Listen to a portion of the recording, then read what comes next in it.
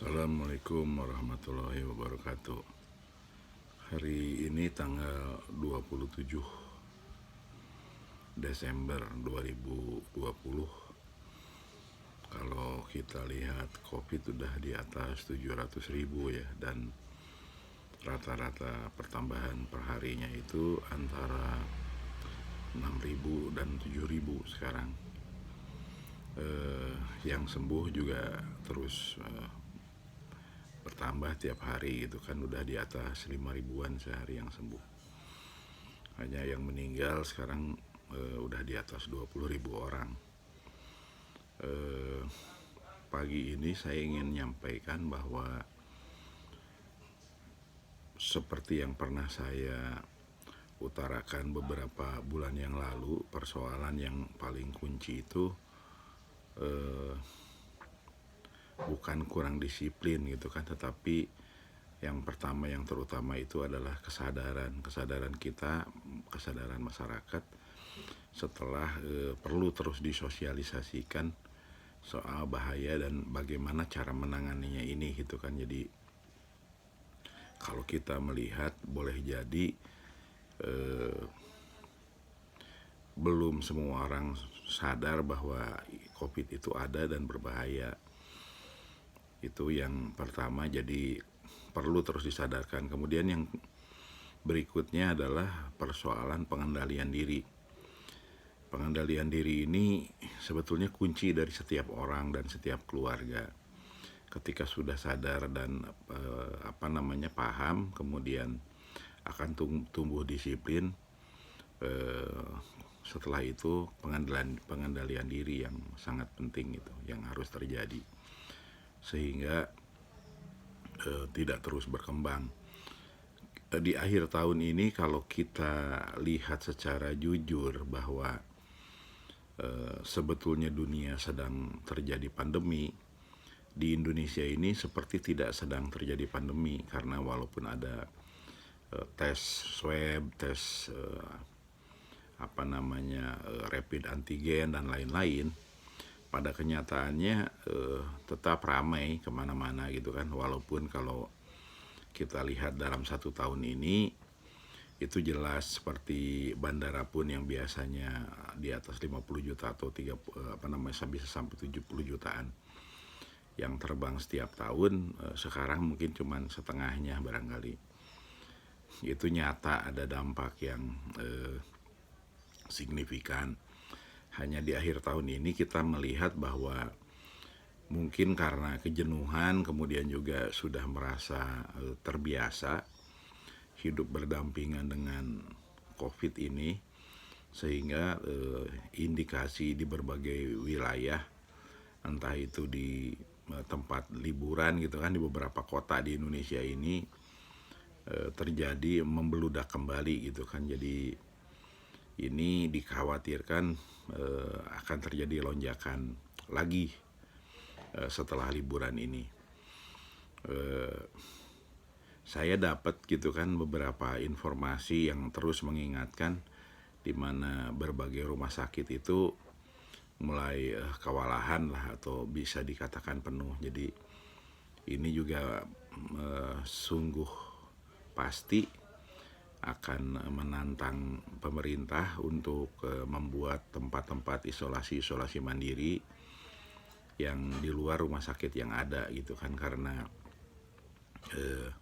faktanya sekarang sudah di atas 100 ribuan misalnya yang sakitnya, yang dirawat itu gitu kan. Jadi ini nyata sekali itu kan. Apakah itu nanti terus ada hotel-hotel atau tempat penginapan yang tertentu dibukain sehingga itu jadi tempat isolasi mandiri.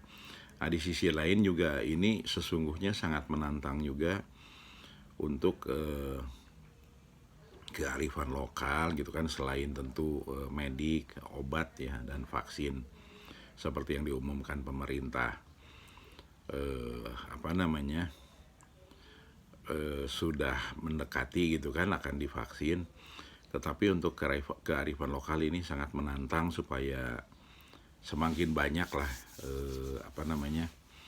bisa turut membantu atau berpartisipasi dalam proses penyembuhan dan menjaga imunitas ini gitu kan. Jadi kita harus terus semangat, terus berhati-hati. Dan kembali lagi, kalau kita lihat proses Indonesia dari bulan Maret sampai ke Desember ini, yang kita syukuri kehidupan tetap berjalan. Kemudian juga penanganan itu menurut saya sungguh-sungguh dilakukan gitu kan. Terlepas dari yang kita sekarang harus hati-hati itu adalah ketika kalau kita lihat pertumbuhan yang terinfeksi setiap hari itu sudah hampir merata di seluruh Indonesia, dan itu jumlahnya naik terus. Jadi kalau di berbagai negara ada gelombang 1, gelombang 2, dan mulai ada yang masuk ke gelombang 3, di Indonesia itu kelihatannya tidak pakai gelombang gitu kan, tetapi terus secara pelan-pelan naik terus. Nah, ini semoga segera mencapai puncaknya gitu kan. Artinya kalau segera kan sebulan lagi itu puncaknya, setelah itu turun terus secara bertahap, dan akhirnya mudah-mudahan enggak ada lagi gitu kan yang terinfeksi. Nah, itu bukan mimpi yang barusan saya sampaikan, hanya kelihatannya kita perlu bersungguh-sungguh bersama untuk mewujudkannya, karena mari kita lihat itu secara nyata dengan data gitu kan. Jadi kalau sebelumnya sehari bisa 10 yang terinfeksi, kemudian juga naik 20, terus naik 1000 sehari. Nah, kenapa saya bilang mudah-mudahan itu segera sampai puncaknya? Sekarang sudah 7.000 per hari yang terinfeksi gitu kan, rata-rata 7.000 6.000 lah per hari. Begitupun yang meninggal sudah ratusan per harinya kalau kita lihat gitu kan. Jadi ini jelas kita terus naik gitu kan, belum sampai puncak gitu kan. Kenapa? Kalau sudah sampai puncak, maka mudah-mudahan nanti setelah Januari kalau dilihat begini akan naik lagi normalnya gitu kan. Tetapi semoga juga ada keajaiban gitu kan, ada berkat rahmat Allah yang Maha Kuasa, sehingga doa pun kemudian juga ibadah pun harus makin ditingkatkan, supaya artinya dengan bersih, dengan berjaga-jaga, dengan mengendalikan diri, COVID ini tidak terus berkembang gitu kan. Jadi saya di edisi akhir tahun soal COVID ini gitu kan, ayo kita kendalikan COVID ini gitu kan, dengan lebih bersungguh-sungguh dan lebih berhati-hati. Kemudian juga terlepas dari sebelumnya tidak ada diungkapkan secara terbuka dampak pilkada gitu kan, tetapi pada kenyataannya di Tangerang Selatan ketua KPU-nya meninggal karena COVID gitu kan. Jadi sesungguhnya hampir pasti ada dampaknya, walaupun besar kecilnya itu tidak terekspos oleh media, kemudian juga oleh kalaupun ada jurnal ilmiahnya gitu kan saya belum baca, tetapi yang pasti itu harus dijadikan pandangan untuk lebih berhati-hati.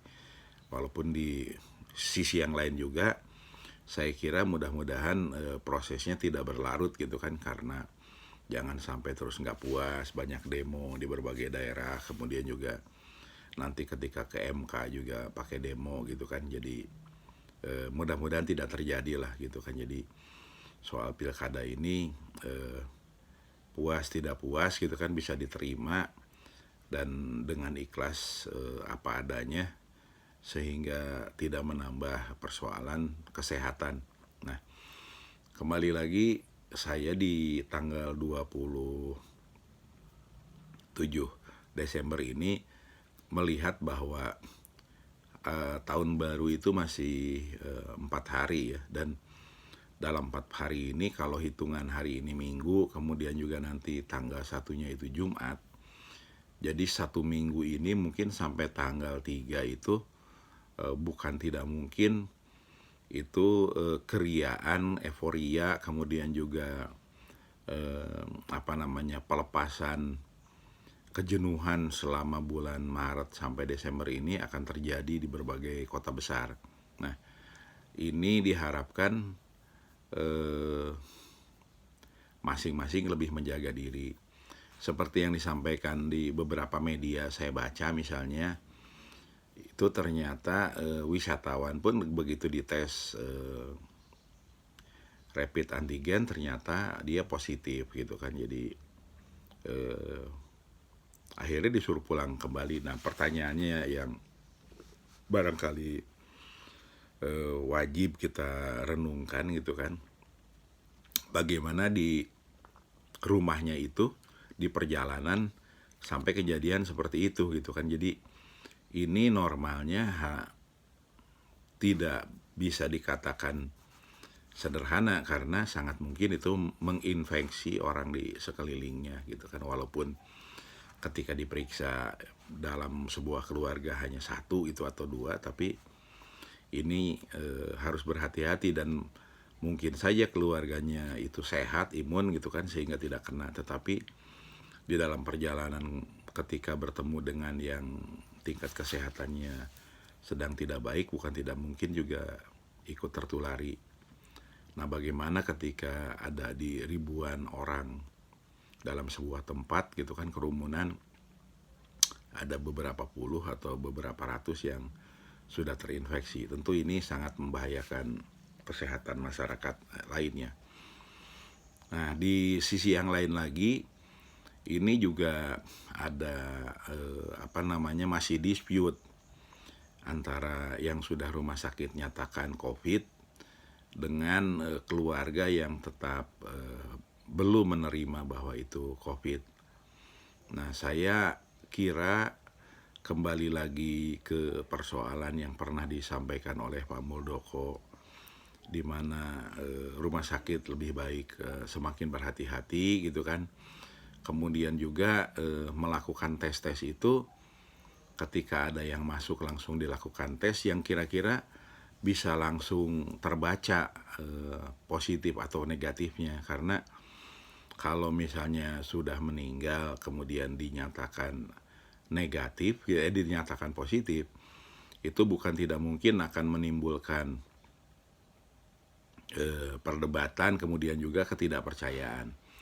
Nah, kita tahu bahwa hari-hari terakhir ini di Indonesia salah satu problem yang sangat luar biasa itu adalah soal kepercayaan gitu kan. Jadi ada kecenderungan karena berbagai kejadian, berbagai fakta di mana masyarakat itu tidak mempercayai gitu kan. Banyak hal lah tidak dipercayai, artinya itu diakalin atau itu dibuat hal-hal yang untuk menguntungkan pihak lain atau siapa gitu kan. Jadi kepercayaan ini harus kita sadari bahwa sekarang sedang bermasalah gitu kan. Jadi kita sebagai sebuah bangsa, terutama yang berada di aparat dan birokrasi yang punya kewenangan, ini semoga menjadi bagian yang segera terus diperbaiki gitu kan soal kepercayaan ini. Jadi di Brebes kebetulan setelah dinyatakan oleh aparat keamanan itu positif, maka keluarganya menyadari itu dan menyerahkannya, tetapi rumah sakit sempat rusak. Nah, di tempat lain saya kira juga bukan tidak mungkin ya soal kepercayaan ini juga terjadi gitu kan. Jadi ketidakpercayaan ini terjadi sehingga terjadi perdebatan antara keluarga dan rumah sakit. Nah, oleh karena itu, karena dipersepsikan dengan pasien di COVID kan itu mempunyai bukan keuntungan tetapi mungkin kemudahan dalam mengurus pembiayaan ketika itu menggunakan BPJS ataupun yang lain-lain lah, karena itu COVID gitu kan, maka dalam persepsi masyarakat itu yang meninggal itu di-COVID-kan gitu kan. Walaupun tentu di sisi yang lain begitu setelah meninggal ketika COVID itu semua diurus oleh pemerintah gitu kan. Hanya banyak keluarga yang merasa kalau itu tidak COVID ya tidak usah di-COVID-kan gitu kan, karena tentu itu bagian daripada penghormatan atau kasih sayang keluarga, kepada yang meninggal sebelum mereka berpisah selamanya gitu kan. Jadi ini bukan soal yang sederhana, tetapi oleh karena itu semoga semua berusaha untuk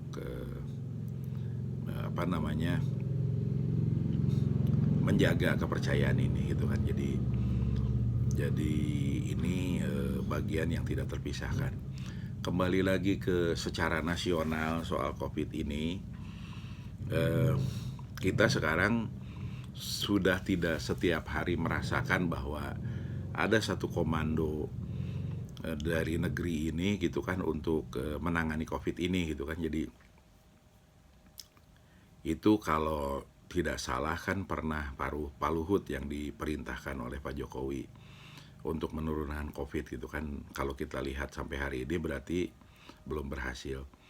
Tapi di sisi lain juga itu pernah juga seperti Pak Erlangga gitu yang mimpin satuan tugas atau Indonesia ini untuk menyelesaikan COVID, dan itu pun kita belum tahu gitu kan bagaimana.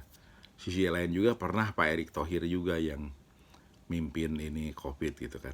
Nah, tapi intinya ini sudah akan memasuki tahun 2021.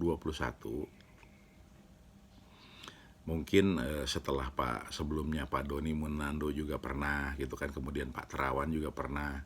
Pak Terawan sekarang sudah diganti gitu kan, memimpin satuan tugas COVID secara nasional ini. Nah, sekarang kembali lagi Desember sudah hampir habis gitu kan, hampir habis. Nah, kalau kita lihat dari bulan Maret sampai hari ini, yang terinfeksi COVID itu tidak pernah menurun, terus naik. Saya tidak ingin menyatakan gagal karena seluruh dunia juga pada kenyataannya terus turun naik. Artinya pandemi ini masih terus terjadi gitu kan. Walaupun juga saya kira seluruh dunia sudah bersungguh-sungguh gitu kan. Dan yang kita lihat hari ini adalah kepanikan atau kegamangan dalam menanganinya yang mulai orang tidak mengungkapkannya. Tetapi COVID itu sendiri sebetulnya hanya Cina mungkin dan Vietnam yang tidak terdengar lagi tentang perkembangannya. Tetapi Inggris malahan atau negara-negara demokrasi termasuk Swedia gitu kan, itu juga malahan sekarang terlihat angkanya naik gitu kan soal COVID ini. Nah, untuk Indonesia saya kira kalau kita bicara hanya vaksin itu bagus juga gitu kan, artinya vaksin itu sudah ada, dijadikan harapan. Nah, tapi kembali lagi saya merasa kok ini kita belum menemukan formula yang tepat, yang pas, karena masyarakat tetap melihat ini sebagai sesuatu yang seakan-akan seperti yang biasa gitu kan. Jadi belum menjadi sesuatu yang kelihatan bahwa ini sudah tertangani secara nggak naik lagi gitu kan. Jadi gini maksud saya, sekarang tuh sudah 7.000 sehari. Sekarang sudah 7.000 sehari. Itu kalau diprediksi itu kapan menjadi 10.000 per hari itu yang nambahnya. Itu bukan harus terjadi kemudian juga itu sebuah kegagalan, bukan itu gitu kan. Tapi maksud saya prediksi-prediksi seperti itu harus dikomunikasikan gitu kan. Dan ini juga harus menjadi bagian yang harus membangun pertahanan bersama gitu kan. Jadi kalau kita lihat provinsi misalnya yang selalu diramein itu Jakarta, sekarang sudah 2.000 gitu kan. Dan kalau kita lihat jujur per hari gitu kan, Jakarta itu gubernur dan wakilnya aja udah kena gitu kan. Gubernur dan wakilnya aja sempat positif. Dan itu kalau kita lihat sekdanya saja meninggal karena COVID gitu kan. Jadi itu sudah 2.000-an tuh di bulan Desember. Artinya setelah 9 bulan itu Jakarta mencapai 2000-an gitu kan. Dulu saya hanya memprediksi Jakarta akan kena eh, totalnya itu per 6.000 gitu kan, sehingga saya memprediksi misalnya Jawa Barat itu paling banyak 3 kalinya, 3,5 gitu kan, 20.000. Begitupun Jawa Tengah, Jawa Timur gitu kan. Kenyataannya prediksi itu semua tidak tepat. Karena Jakarta pun hari ini udah 2000 sehari yang kena. Nah, begitu juga di tempat lain. Nah, maksud saya, marilah kita baca berdasarkan basis data gitu kan, basis yang lain-lainnya yang ilmiah, sehingga ini tuh betul-betul bisa terprediksi dan terjaga gitu kan. Saya membayangkan di berbagai wilayah yang jauh dari Jakarta gitu kan, yang rumah sakitnya dan yang lain-lainnya berat, itu bagaimana gitu kan. Jadi untuk 2021 gitu kan, khusus untuk edisi COVID ini gitu kan, sungguh sangat baik kalau kita sekarang fokus gimana COVID ini dikendalikan gitu kan, dikendalikan kemudian disembuhkan, dan ini menjadi bagian dari kebersatuan kita sebagai sebuah bangsa. Jadi persatuan Indonesia ini mari kita bersatukan gitu kan, kemanusiaan yang adil dan beradab juga mari kita lakukan ini dengan kita bisa menjaga dan menyembuhkan COVID ini gitu kan. Jadi tidak terus menyebar lagi gitu. Kalau dilihat ini sebenarnya ini terus naik, ini terus berkembang gitu kan. Dan ujungnya belum kelihatan, kita harus jujur. Nah, marilah di akhir tahun ini kita refleksi gitu kan, sehingga persoalan itu bisa diselesaikan. Nah, kembali lagi, saya ulang lagi, salah satunya itu yang jadi persoalan itu adalah kepercayaan gitu kan. Dan bicara soal keadilan yang lainnya nanti mungkin di edisi yang lainnya. Untuk yang kali ini kita fokus harus disiplin, pengendalian diri, dan kepercayaan gitu kan. Nah, oleh karena itu kan harus ada komunikasi, harus ada kerjasama, kemudian juga kita berbuat bersama-sama untuk mencegah COVID ini. Jadi demikian, mari kita syukuri apa yang sudah kita lewati gitu kan. Jadi perjalanan ini kita syukuri, bukan dengan kita tidak puas kemudian juga menyalahkan pihak lain, jangan. Tapi kita syukuri bahwa kita berhasil melewati ini. Tetapi dalam konteks mari kita evaluasi terus, kita semangati terus, mari kita cari jalannya lagi gitu kan, yang bisa lebih baik gitu kan. Walaupun ini sungguh tidak mudah karena sekarang sudah nyebar ke seluruh Indonesia, dan saya khawatir yang memonitor perkembangan di setiap kota, kabupaten, bahkan kecamatan atau RT RW hari-hari ini itu tidak terlihat oleh saya gitu, tapi mudah-mudahan di Kementerian Kesehatan itu termonitor, di setiap provinsi itu termonitor juga mana daerah-daerah yang berkembangnya sangat pesat kemudian tidak terkendali, dan mana yang sudah terkendali, dan lain-lain. Mudah-mudahan begitu gitu kan, sehingga bahasa saya, harapan saya, mari kita terus fokus menyelesaikan COVID ini sehingga pandemi ini segera bisa diatasi. Jadi kalau sekarang tiba-tiba nggak ada itu kelihatannya terlalu muluk, tapi mari 7.000-an ini sekarang jangan sampai terus 10.000 kemudian 20.000 per hari gitu kan yang terinfeksi, tapi segera di titik tertentu direm, kemudian itu mulai menurun. Nah, tetapi di sisi lain yang harus kita jaga itu kembali lagi, ekonomi ini tetap harus hidup.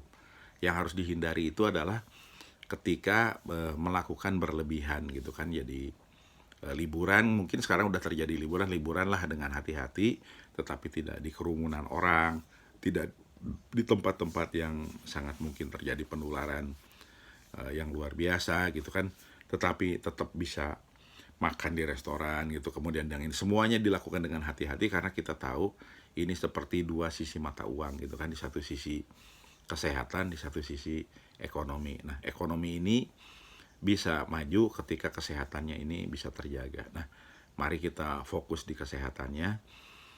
Walaupun saya ulang lagi, yang disyukuri itu sekarang kepanikannya tidak terjadi, tetapi ini tetap harus hati-hati karena kalau ini terus menaik terus dan yang meninggal makin banyak gitu kan, dan ketika rumah sakit tidak bisa menangani, itu bahaya. Kepanikan itu bisa terjadi di mana-mana, dan ketika kepanikan terjadi di mana-mana itu bisa melipat lagi ininya gitu kan. Jadi yang tadinya mungkin bisa nangani isolasi mandiri dengan ini kalau panik itu bisa berubah. Nah, oleh karena itu juga ayo terus semangat kita cari solusinya dan mudah-mudahan selain medik tadi ya yang kedokteran juga ketemu yang kearifan lokal yang bisa membantu penyembuhan dan menjaga dari terinfeksinya COVID. Demikian, terima kasih. Assalamualaikum warahmatullahi wabarakatuh.